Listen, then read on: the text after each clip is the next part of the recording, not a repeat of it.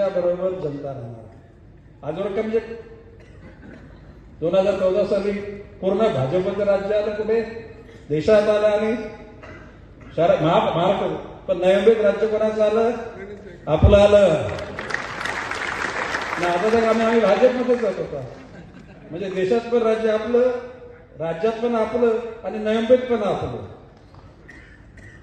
फार म्हणजे दिवस कसे म्हणजे धोक्याचे, सतर्क राहण्याचे. आणि म्हणून सगळ्यांनी आपल्या भवितव्याची जाणीव आपल्याला असली पाहिजे. मग अशी दशरथ भाऊनी धरणाचा उल्लेख केला. आता बारवी धरणाचं पाणी होतं. बारवी धरणाच्या उंची वाढवली म्हणून नवी मुंबई महापालिकेमध्ये बारवी धरण प्रकल्प असते. आपलीच लोक आहेत, त्यांना परमनंट केलं तर आम्हाला आनंद आहे. अरे पण परमनंट केलं तर लोक लागली, परंतु बारवी धरणातलं 35 MLD पाणी गेली 6 वर्षे आपल्या शहराला मिळत नाही.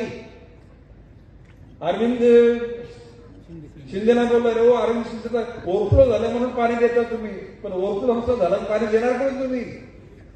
जरी डेफिसिट ऑफ वॉटर, पाण्याची कमतरता आहे. आणि म्हणून माननीय मुख्यमंत्री कॅबिनेटमध्ये मी माननीय मुख्यमंत्री म्हटलं इथं पूर चालला वगैरे, पण आमच्या नवी मुंबईच्या लोकांना पाणी मिळत नाही.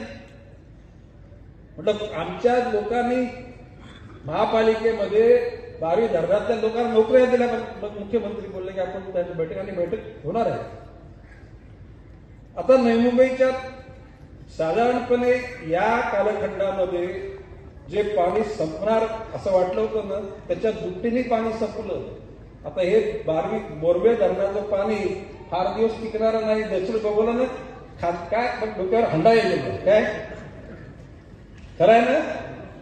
तर त्या करता मी स्वतः एकूण पोशीर धरण आहे कर्जत तालुक्यात, किती 1000 MLD त्याला टोटल पाणी आहे. त्याच्यात ते 500 MLD पाणी आपल्या शहराकरता 4000 कोटी 4 वर्षामध्ये ठरवलं. म्हणजे 500 म्हणजे आपलं मोरबे 450 MLD आहे. हा 500 MLD पाणी आपल्या शहराकरता राखून ठेवण्यात आलेलं आहे. राहिलेला 500 पनवेल, अंबरनाथ, बदलापूर यासाठी देतात. म्हणजे नवी मुंबईच्या जनतेच्या करता 2050 पर्यंतची तरतूद आपण करून ठेवलेली आहे. 2050. आता नवी मुंबईमध्ये काही गावामध्ये पोरी या लोक नाही मागत, का देत नाही? पाणी नाही म्हणून. हा IAS IPS रिटायर्ड झाले का नवी मुंबई? पाम बीच रोडला बिल्डिंग आहेत ना आपल्या. परंतु मी तुम्हाला सांगतो, या मूर्ख लोकांनी जो FSI वाढवलाय ना, त्या FSIचा पूर्ण वापर केला तर या वाशीच्या सेक्टर 19% बिल्डिंग बघता ना, एकावर एक 3 माणसाची रचना लागतील. तिथं गाड्या जाऊ शकत नाहीत. मी बोलतो खरं पटतं तुम्हाला का? खरं म्हणजे मुंबईमध्ये एक FSI पॉइंट वाढला तरी लोक त्रस्त व्हायची, कारण त्या लोकांचं शहरावर यांना वाटेल ते करा, पैसा आमच्याकडे आला पाहिजे आणि आमची जिंदगी आमची अशी कुठला दानशूर काय दयावान पिक्चर दयावान ना, दयावान सारखी झालं. अरे दयावानात मी भविष्यकाळ कसा जाणार याची विचार करा ना पहिल्यांदा.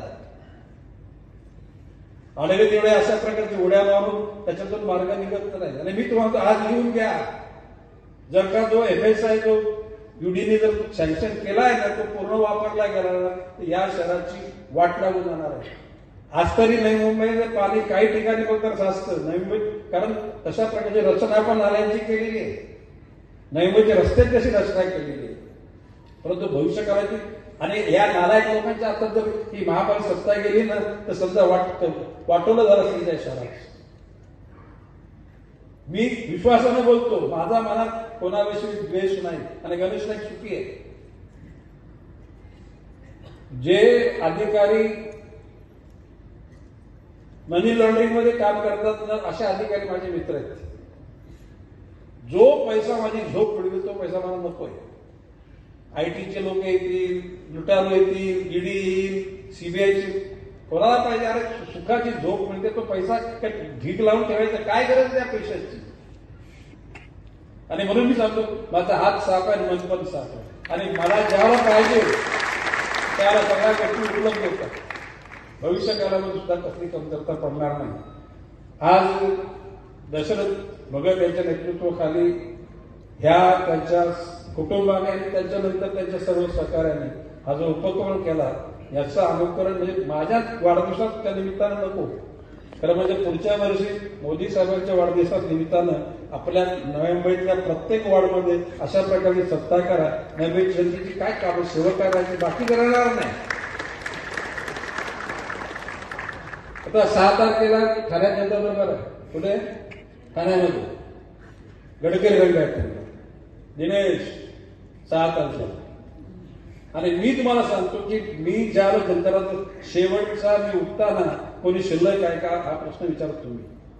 एकही माणूस त्या ठिकाणी दुःखी राहता का? बाब अशी आहे की तुम्ही जर आपल्या कुटुंबातल्या घटक म्हणून तो त्याला समजलं, तुम्ही कुठे तर महिला आली ती आपली बहीण आहे, आपल्या बहिणीची जर अशी समस्या निर्माण झाली तर आपण काय करू शकतो, किती तडफडतो आपण.